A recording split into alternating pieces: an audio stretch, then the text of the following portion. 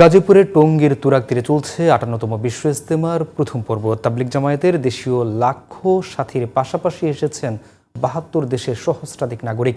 তাদের জন্য ইজতেমা মাঠে তৈরি করা হয়েছে আলাদা টিন শেড নিবাস ও চটের তৈরি ছাউনি।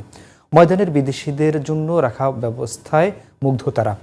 গাজীপুর প্রতিনিধি আব্দুল আল মামুনের পাঠানো রিপোর্ট জানাচ্ছেন সোহেল আহমেদ। ১৬০ একর জমি বিস্তৃত ইজতেমার মূল ময়দানের পশ্চিম দিকে বয়ান মঞ্চের কাছে বিদেশিদের কামরার অবস্থান। টিন শেডের তৈরি কামরায় রয়েছে দেশভিত্তিক থাকার ব্যবস্থা।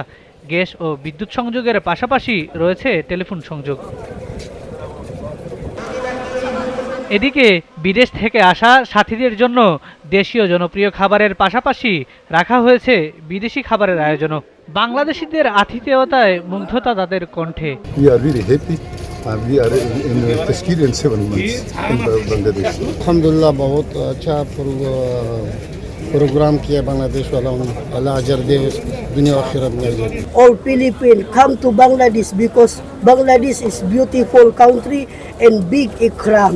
Bangladesh अच्छा inşallah inşallah. Şu যেটা মুসলমানদের biriktirip maksat ne মুসলমানদের şu başını biriktirip বিভিন্ন দেশ থেকে আসা মেহমানদের সহযোগিতায় সার্বক্ষণিক পাশে থাকার কথা জানালেন স্থানীয়রা। বিভিন্ন দেশে যে খাবার ওইগুলি মেনু আমরা আলহামদুলিল্লাহ আমাদের খেদমতের সাথে তাদেরকে সরবরাহ করতেছি। যারা যা খাচ্ছে তাদের জন্য দেওয়া হচ্ছে আলহামদুলিল্লাহ। বিদেশি মেহমানদের জন্য আমরা প্রায় ১০,০০০ সাথী পাহারার জন্য পরামর্শ সাপেক্ষে নিযুক্ত করেছি। বিদেশি মেহমানদের নিরাপত্তায় বাড়তি নজরদারির কথা জানালেন গাজীপুর মহানগর পুলিশের এই শীর্ষ কর্মকর্তা। যারা বিদেশি আসছে তাদেরকে দেখভাল করছি, তাদের নিরাপত্তা দিচ্ছি, তাদেরকে ইজতেমার যে ভলান্টিয়াররা তারাও বাড়তি নিরাপত্তা দিচ্ছে। এবারের ইজতেমায় Bharat, Pakistan, Jordan, Indonesia, Malaysia, Saudi Arab, মিশর সহ বিভিন্ন দেশের অন্তত ২,১৫০ জন সাথী এসেছেন।